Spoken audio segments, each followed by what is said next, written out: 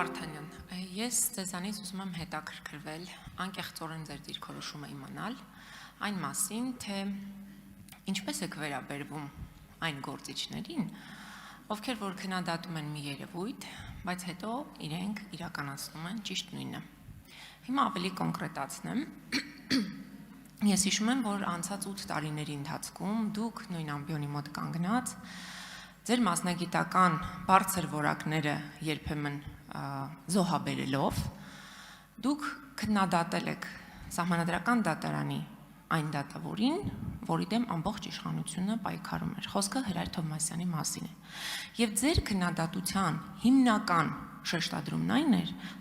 որ Հրայր Թովմասյանը հանրապետական կուսակցության անդամ է եղել, հետո դարձել է Սահմանադրական դատարանի դատավոր, հետո նախագահ եւ նա չի կարող ուղղակի լինել անաչառ դատավոր։ Այսինքն, ու դրա հետ կապված հիշում եք, քանի օրենսդրական փոփոխություններ, հազար ու մի քայլեր, որ հնարավոր լինել գահընկեց անել Հրայր Թովմասյանի։ Հիմա դուք լինելով քաղաքացիական պայմանագիր կուսակցության ամենավառ եւ ամենապրոֆեսիոնալ ներկայացուցիչներից, դուք գնում եք նույն ճանապարհով։ Ասացիք, որ առաջնորդվում եք երթումներով եւ շատ կարեւորում եք, որ պաշտոնյան իր երթումներին տեր կանգնի։ Հիմա ձեր երթումը ուրիշ ինչ բովանդակություն պիտի ունենա, որպեսզի մենք իսկապես հավատանք, որ դուք չեք գնում այնտեղ սպասարկելու քաղաքացիական պայմանագիր կուսակցության շահերը, եւ դուք գնում եք իրապես անաչառ դատավոր լինեք, որովհետեւ եթե Հրայր Թովմասյանը անաչառ չէր միայն նրա համար, որ հանրապետական կուսակցության ներկայացուցիչն էր, ինչ տարբերություն հիմա հանրապետական, քաղաքացիական պայմանագիր, չգիտեմ, Հայ ազգային կոնգրես, թե այլ կուսակցության ներկայացուցիչ կներկայացվի բարձր դատարանում, ի վերջո, եթե նա ունի քաղաքական կոնկրետ շահեր։ Դուք 8 տարի սպասարկել եք այդ շահերը։ Շնորհակալ եմ։ Կարող եմ։ Տիկին Թովմասյան, շնորհակալություն հարցի համար, հարցը անսպասելի չէր։ Գիտեք, ես չեմ մեղադրել, նախ ես ցավում եմ Հրայր Թովմասյանի եւ լիազորությունների վաղաժամկետ դատարանի համար եւ ամբողջ պոդիսականի համար։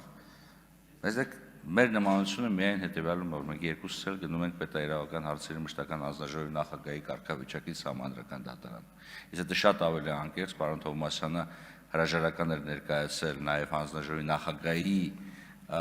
պաշտոնից, երբ առաջադրվել էր Սահմանադրական դատարանի դատավորի պաշտոնում։ Բայց կա մի էական տարբերություն, նախ Տիկին Թովմասյան, ի գիտություն, Սահմանադրական դատարանի դատավորներից առնվազն 5-ը գնացել են Սահմանադրական դատարան անմիջապես խորհրդարանից եւ երբեք դա հարց չի առաջացրել։ Կին Բալայան, Արևիկ Պետրոսյան, Ռաֆայել Պապայան երջանկայի շատակ, մելիքը հիշեմ, այս թիվը մեծ է եղել։ Հրայր Թովմասյանի հետ կապված հիմնական խնդիրը ոչ նրա մեջ էր, որ վերջինս խորհրդարանից տեղափոխում է Սահմանադրական դատարան, որքան նրա մեջ է, որ լինելով Սահմանադրության նոր տեքստի ջատագով, խոսելով նրա մասին, որ Սահմանադրական նոր կարգավորումները ավելի ժողովրդավարական են, ըստ էության լինելով Սահմանադրության ԱՅՈ-ի շտաբի կարևորագույն դերակատարներից մեկը, այդուհանդերձ նոր Սահմանադրության իր իսկ կողմից կերտված Սահմանադրություն, ես ամենայն հարգանքով եմ ասում, իր իսկ կողմից կերտված Սահմանադրություն թողնում է մի կողմ եւ ընտրում է այն Սահմանադրական կարգավորումների համաձայն, որոնք օրեր անց պետք է դադարեն գոյություն ունենալ։ Օրեր անց։ Սա իմ կարծիքով նույն իրավիճակի մասին չի վկայում։ Մենք տարբեր իրավիճակներում ենք։ Հավատացնում եմ ձեզ։ Եվ եթե մենք խոսում ենք նրա մասին, թե որն է հիմնական պրետենզիան, ապա պատկերացրեք, ես Սահմանադրություն եմ հեղինակել կամ տեքստ եմ հեղինակել եւ ասել եմ, որ այս կարգը պետք է գործի, բայց նորմ կա, որը սկսելու է գործել ոչ թե 2018 թվականից, այլ այն ժամանակ, երբ որ ես կդադարեմ լինել Սահմանադրական դատարանի նախագահ, եւ սա 2032 կամ 34 թիվն էր։ Իսկ նորմի գոյությունը հետաձգել այդքան ժամկետով։ Եվ երկրորդը, պատկերացրեք իրավիճակ, երբ դատարանի անդամները, դատարանի դատավորները գիտեն, որ ընդամենը օրեր հետո իրենք հնարավորություն պետք է ունենան իրենք իսկ ընտրեն իրենց նախագահին, բայց ազգային ժողովը 6-րդ գումարման ազգային ժողովը, անտեսելով այդ սահմանադրական դրույթը, նշանակում է նախագահ։ Հավատացնում եմ ձեզ,